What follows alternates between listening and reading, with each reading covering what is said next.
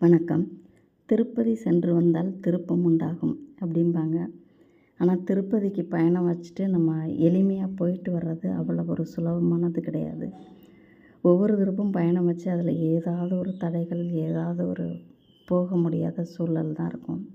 அந்த பெருமாளே நினச்சா தான் நம்ம திருப்பதிக்கு போயிட்டு வர முடியும். அதுமாரி 10 வருஷமாகவே திருப்பதிக்கு போகணும்னு சொல்லிட்டு தள்ளிக்கிட்டே போச்சு. திடீர்னு ஒரு நாள் திருப்பதி போகலாம் அப்படின்னு சொல்லி பிளான் பண்ணி வீட்டில் உள்ளவங்களாம் கிளம்பி திருப்பதிக்கு போனோம். திருப்பதி ரயில்வே ஸ்டேஷனுக்கு பக்கத்தில் உள்ள விஷ்ணு நிவாஸுங்கிற மஹாலுக்கு பக்கத்தில் ஃப்ரீ தரிசனத்துக்காக டோக்கன் கொடுத்தாங்க. அந்த டோக்கனில் காலையில் ஒரு 10:30 மணி இருக்கும். போய் நின்னோம். இப்போ 1 மணிக்கு டோக்கன் கொடுக்க ஆரம்பித்தாங்க. 1:30 1:45 தான் எங்களுக்கு அந்த டோக்கன் கிடச்சிச்சு. அந்த டோக்கனில் மறுநாள் நாங்கள் ஜூன் மாதம் 25ஆம் தேதி திருப்பதிக்கு போனோம். 26ஆம் தேதி வெள்ளிக்கிழமை இரவு 8 மணிக்கு தான் சாமி தரிசனம். அந்த டோக்கனில் எங்களுக்கு டைம் ஃபிக்ஸ் பண்ணி கொடுத்துருந்தாங்க. அதனால் டோக்கனை வாங்கிட்டு மத்தியானம் அப்புறம் கீழ் திருப்பதியில் உள்ள சாமியெல்லாம் தரிசனம் பண்ணிவிட்டு அதுக்கப்புறம் மேல் திருப்பதிக்கு போவோம். நாளைக்கு தானே தரிசனம் அப்படின்ட்டு கீழ் திருப்பதியில் தாயார் சன்னதிக்கு போனோம். தாயார் சன்னதி நட சாத்தி இருந்தது. 4 மணிக்கு மேலே நட திறப்பாங்கன்னு சொன்னாங்க. இந்த கோவிலின் மூலவர் பத்மாவதி தாயார் தான். பெருமாளை வணங்கும் பக்தர்களுக்கு செல்வ செழிப்பையை அருள்வார் என்பது ஐதீகம். இந்த தாயார் சன்னதி கீழ் திருப்பதியிலிருந்து 5 கிலோமீட்டர் தூரத்தில் உள்ளது இந்த அலமேல் மங்காபுரம். 4 மணிக்கு மேலே பத்மாவதி தாயாரை தரிசனம் பண்ணிவிட்டு வெளியில் வந்தோம். ஒரு 6-6:30 மணி இருக்கும். அப்போ தீர்த்த குளத்தில் இந்த ஆணி திருமஞ்சன விழா சிறப்பாக நடைபெறும்னு சொன்னாங்க. அதுக்காக அந்த தீர்த்தத்தை கரையிலேயே நாங்கள் காத்துட்ருந்தோம்.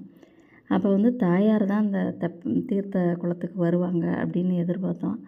ஆனால் கோவிந்தராஜ பெருமாள் அங்கே புறப்பாடாகி இந்த தீர்த்த குளத்துக்கு கோவிந்தராஜ பெருமாள் 3 முறை வலம் இங்கே மங்கள ஆரத்தி எடுக்கப்படுமா. நாங்கள் 2 முறை வலம் மங்கள ஆரத்தி எடுக்கிறத பார்த்தோம். இந்த மாதிரி ஆணி திருமஞ்சனம், ஆணி உத்திராட உற்சவங்கள்லாம் எப்போ நடக்குது, இந்த கோவிலில் இந்த விசேஷங்கள்லாம் எப்போ நடக்குங்கிறது நமக்கு தெரியாது. நம்ம போகும்போது இந்த மாதிரி ஒரு தரிசனம் எங்களுக்கு கிடைச்சது நாங்கள் செஞ்ச மிகப்பெரிய பாக்கியமாக சந்தோஷமாகவும் இருந்துச்சு. தாயாரை தரிசனம் பண்ணிட்டு வெளியில் வந்தோடனேயே கோவிந்தராஜ பெருமாளோட மங்கள ஆரத்தி கிடச்சது மிகப்பெரிய பாக்கியமாக நினைக்கிறோம். இதுக்கப்புறம் கோவிந்தராஜ பெருமாள் ஆலயம் கீழ் திருப்பதியிலிருந்து ஒரு 10 நிமிஷத்தில் நடந்து போகிற தூரத்தில் தான் கோவிந்தராஜ பெருமாள் ஆலயம் உள்ளது. அங்கே போய் சாமி தரிசனம் பண்ணலாம் அப்படின்ட்டு பார்க்கும்போது 8 மணி வரைக்கும் தான் நட திறந்துருக்கும். கூட்டம் அதிகமாக இருக்கிறதுனால தரிசனம் பண்ண முடியுதோ என்னமோ அப்படின்னு சொல்லிட்டு மறுபடியும் பக்கத்துலேயே இருந்த ஒரு இடத்துல எங்களுக்கு ரூமெல்லாம் எதுவுமே கிடைக்கல. அதனால் கொஞ்சம் தள்ளி இருக்கிற ஒரு இடத்துல தான் அந்த ரூம் கிடச்சிது தங்கியிருக்கிறதுக்கு. அதனால் அங்கே தங்கி இருந்துட்டு காலையில் எழுந்திரிச்சு கோவிந்தராஜ பெருமாள் கோவிலுக்கு தரிசனத்துக்காக போனோம். கோவிந்தராஜ பெருமாள் அனந்த சயன கோலத்தில் இருக்கிறாரு. பக்கத்திலேயே தாயார் சன்னதியும் இருக்குது. இந்த மூலவரை ஏழுமலையான், திருவேங்கடமுடையான், வேங்கடநாதன், வெங்கடேசன், வெங்கடேஸ்வரன், சீனிவாசன், வெங்கடேஸ்வரா, பாலாஜி என்று பல பெயர்களாலையும் அழைப்பதுண்டு. ஸ்ரீரங்கம் கோவிலில் உள்ளது போல் தாயார் ஆண்டாள், பக்கத்திலேயே கல்யாண பெருமாள், ராமானுஜர் போன்ற எல்லா தெய்வ சன்னதிகளும் கோவில்களும் உள்ளேயே இருந்துச்சு. தரிசனம் கூட்டம் அவ்வளவா இல்லாததுனால அங்குள்ள எல்லா சாமி சன்னதி தரிசனத்தையும் முடிச்சுட்டு நாங்கள் வெளியில் வர்றதுக்கு ஒரு 12 மணிக்கு மேலே ஆனது. திருப்பதி வரலாறு அனைவரும் அறிந்த ஒன்றுதான். கலியுகத்தில் மக்களின் பாவங்களை போக்க திருமால் பூலோகம் வேங்கட மலையில் தவம் செய்தார். அப்பொழுது அவரை தேடி வந்த லக்ஷ்மி தேவியார் ஸ்ரீ பத்மாவதி தாயாராக திருச்சானூரில் தவமிருந்தார். பெருமாளுக்கு உதவ நினைத்த ஆகசராஜன் என்ற மன்னன் தனது மகள் பத்மாவதியை பெருமாளுக்கு திருமணம் செய்து வைத்தார்.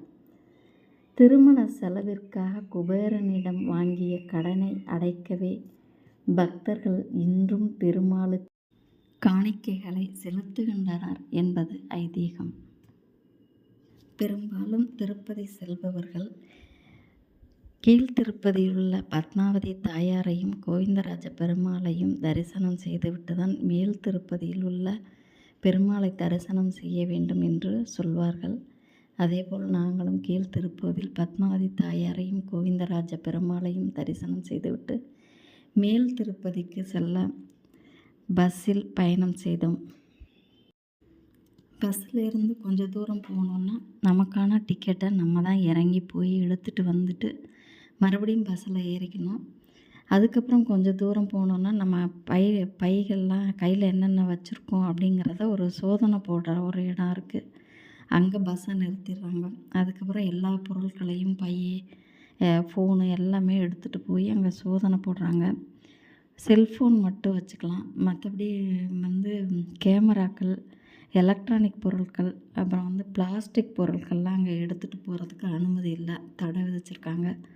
குழந்தைங்களுக்கு தேவையான பொருட்களை எடுத்துக்கலாம். உணவு, பிஸ்கட்டு இவையெல்லாம் கொண்டுட்டு போகலாம்.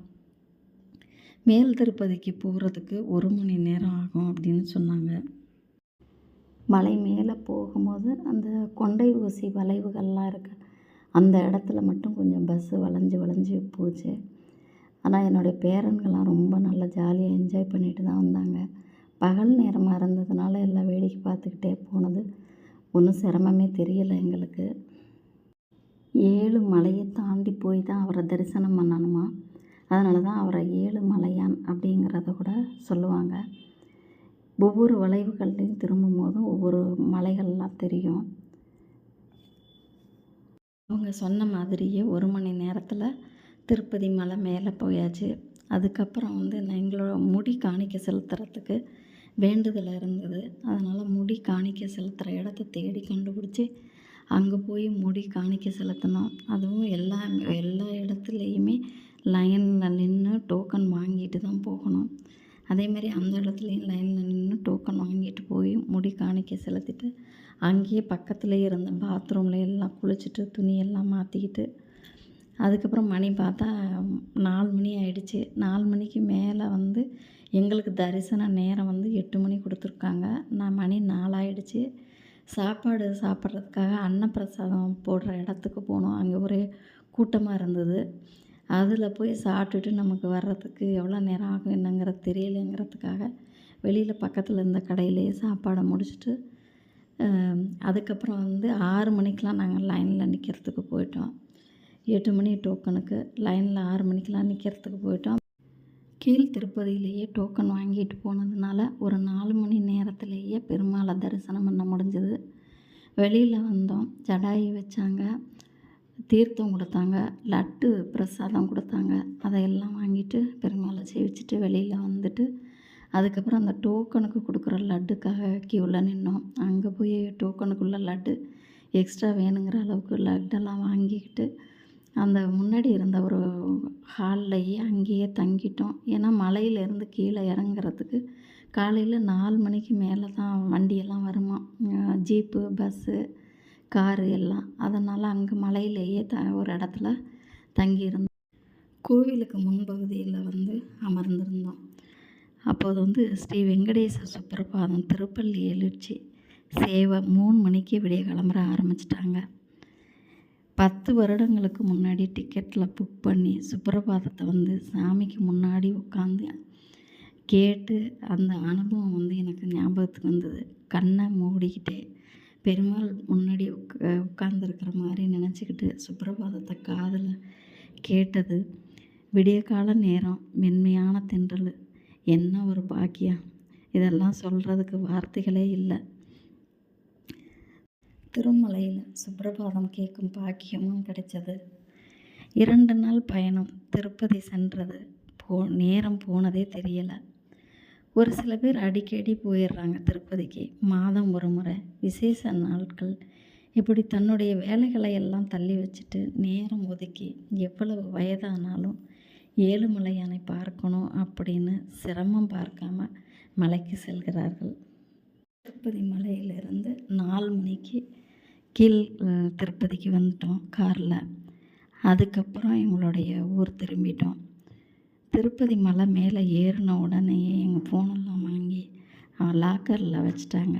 அதனால் கோவில் வளாகத்துக்குள்ளே எல்லா கோவில்கள்லையுமே பெரும்பாலும் கோவில் உள்ள வந்து ஃபோனை வந்து எடுத்துகிட்டு போகிறதுக்கு, ஃபோட்டோ எடுக்கிறதுக்கு அனுமதி இல்லை.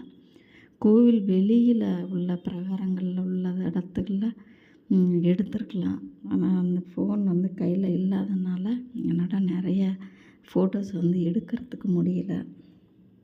இனிமேல் வந்து திருப்பதி ஏழுமலையான அடிக்கடி தரிசனம் பண்ணணும் அப்படிங்கிற எண்ணமும், திருமலையை நினைத்த உடனே தரிசனம் செய்கிற வாய்ப்பு அந்த பெருமாளும் நமக்கு அருளணுன்ட்டு அதுதான் என்னுடைய வேண்டுதலாகவும் வச்சுட்டு வந்திருக்கேன். இனிமேல் அடிக்கடி திருப்பதி வாய்ப்பு கிடைக்கும் போதெல்லாம் போயிட்டு வரணும் அப்படின்ட்டுருக்கோம். நாங்கள் ஃப்ரீ தரிசனத்துக்கு டிக்கெட் வாங்குறதுக்கு 3 மணி நேரமும், சாமி தரிசனத்துக்கு ஒரு 4 மணி நேரமும் தான் நின்று நாங்கள் சாமி தரிசனம் பண்ணோன்னு நான் சொன்னேன். ஆனால் ஒரு சில பேர் 30 மணி நேரம் ஆச்சு, 20 மணி நேரம் ஆச்சுன்னு சொல்கிறாங்க. ஒவ்வொரு நாளுமே டிக்கெட்டு கொடுக்குற விதிமுறைகளும் சாமி தரிசன நேரங்களுமே மாற்றிக்கிட்டே இருப்பாங்க. அவங்க கோவில் நிர்வாக அந்த விதிமுறைகளுக்கு ஏற்ற மாதிரி தான் அவங்க ஒவ்வொரு நாளும் அந்த விதிமுறைகள்லாம் மாறிகிட்டே இருப்பாங்க. நான் 2 நாள் வந்து திருப்பதி மலைக்கு சென்று வந்த என்னுடைய அனுபவங்களை எல்லாம் உங்களோடு பகிர்ந்து கொண்டதில் மிக்க மகிழ்ச்சி. நன்றி, வணக்கம்.